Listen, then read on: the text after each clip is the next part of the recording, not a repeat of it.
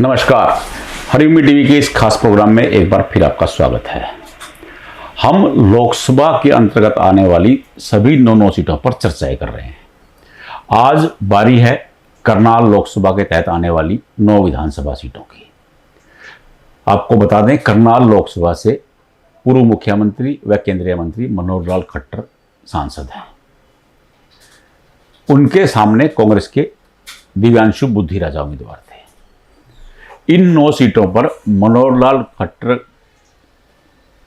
की प्रतिष्ठा जुड़ी है। मनोहर लाल खट्टर की पसंद के ही उम्मीदवार यहां उतारे गए हैं।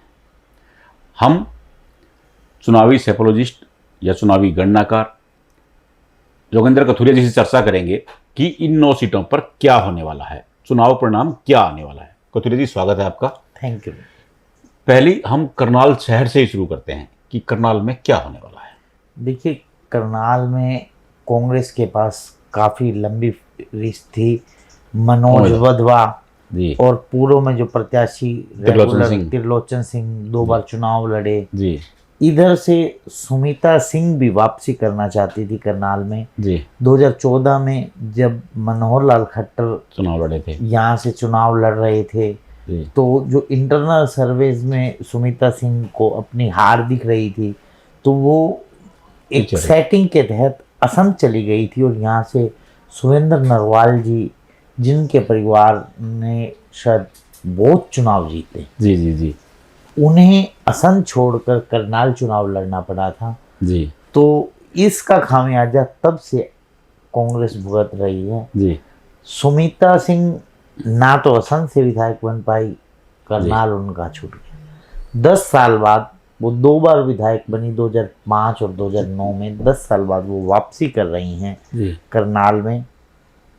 वैसे उनके पुराने रसूख हैं करनाल में जी, और जो जातिगत समीकरण हैं वो भी उनकी फेवर में है जी। जाट, जट सिख प्लस पंजाबी जी, और पंजाबी सिख जी, सभी का एक अच्छा कॉम्बिनेशन बनता है। परंतु भाजपा ने यहाँ अपने डेडिकेटेड वर्कर जगमोहन आनंद, जो सामान्य कार्यकर्ता हैं जी, उन पर दांव खेला।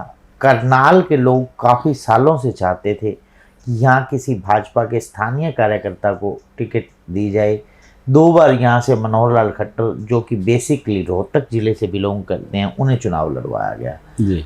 परंतु वहाँ मनोहर लाल खट्टर का ज़्यादा समय चंडीगढ़ बीतता था। वहाँ के लोग इस चीज़ से अपनी समस्याएं नहीं लेकर जा पाते थे चंडीगढ़। बार बार चंडीगढ़ जाना मुश्किल होता था।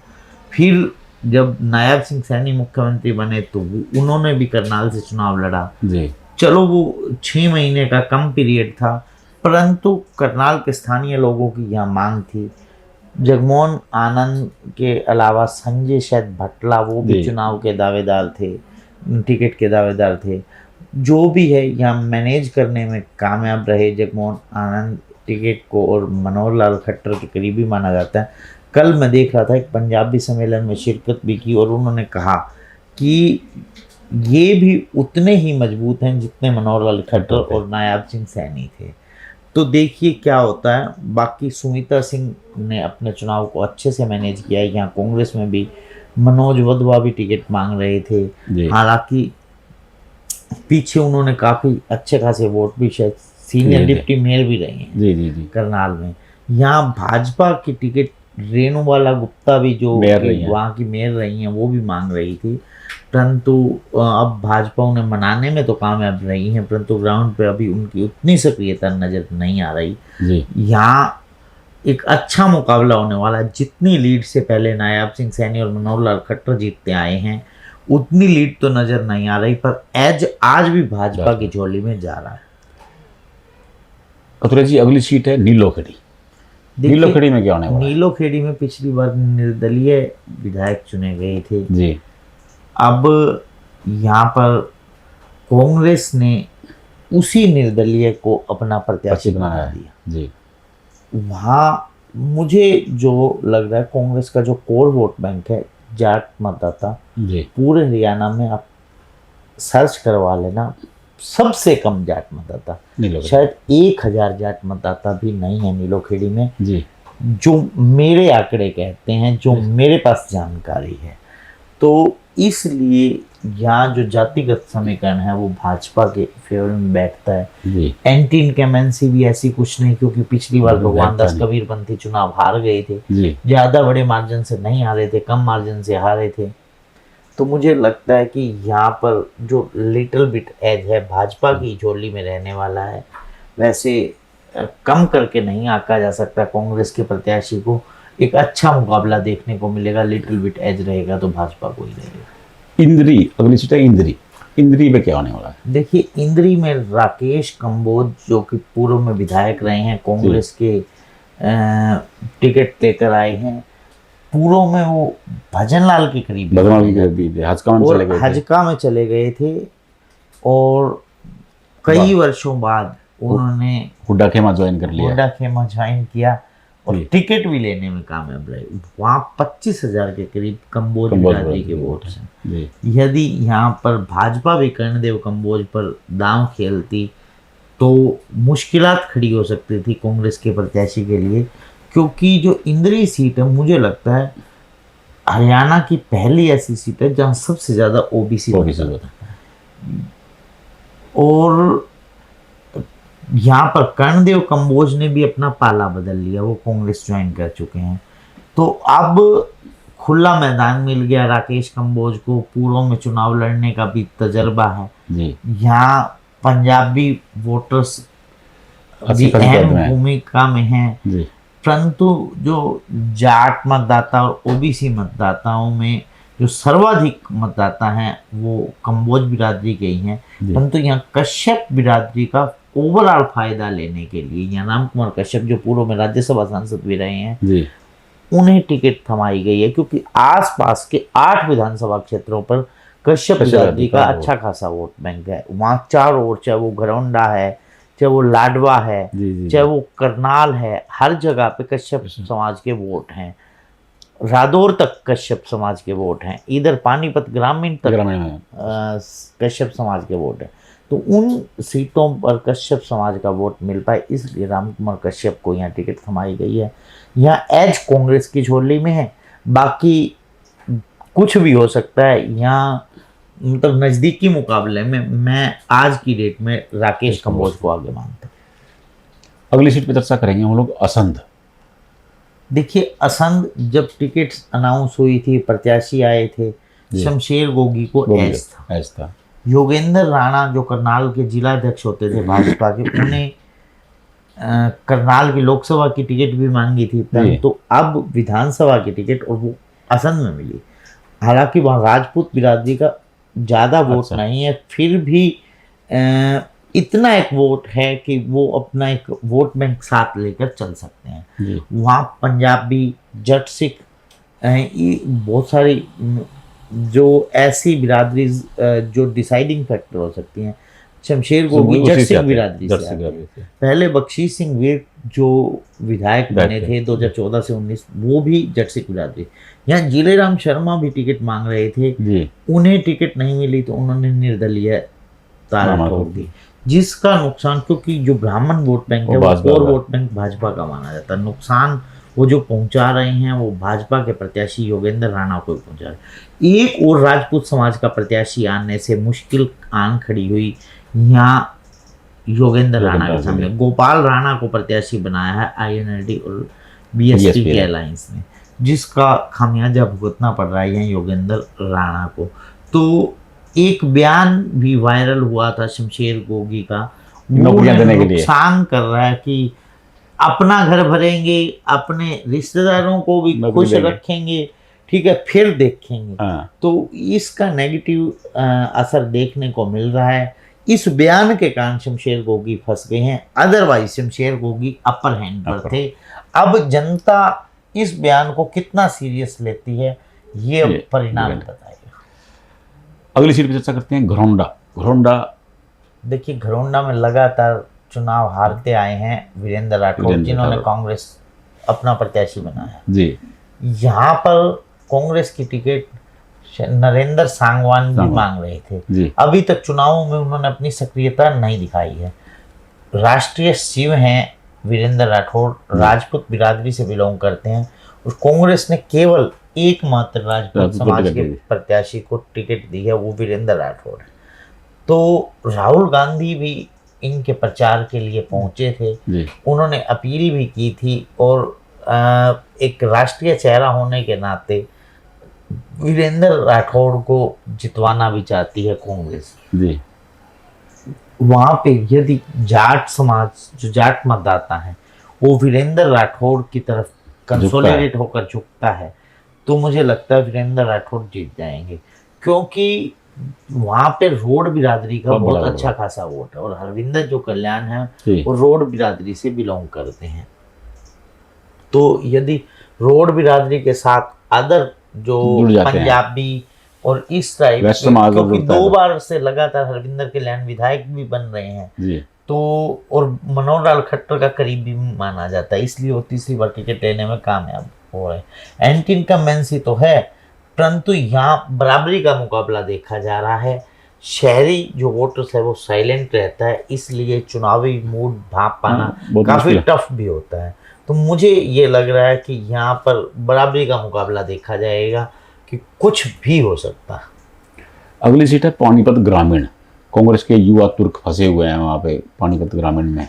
देखिए, यहाँ मुझे लग रहा है कांग्रेस से चूक हुई है। कांग्रेस ने जब विजय जैन को ज्वाइन करवाया था, मुझे अंतिम दिन तक जो सूत्रों के हवाले से खबर मिल रही थी कि विजय जैन को ही टिकट जा रही है, अंतिम समय में उनकी टिकट काट कर दिव्यांशु राजा और जो दीपेंद्र के भी खास हैं, इनके करीबी हैं सचिन कुंडू, इनको टिकट थमा दी गई।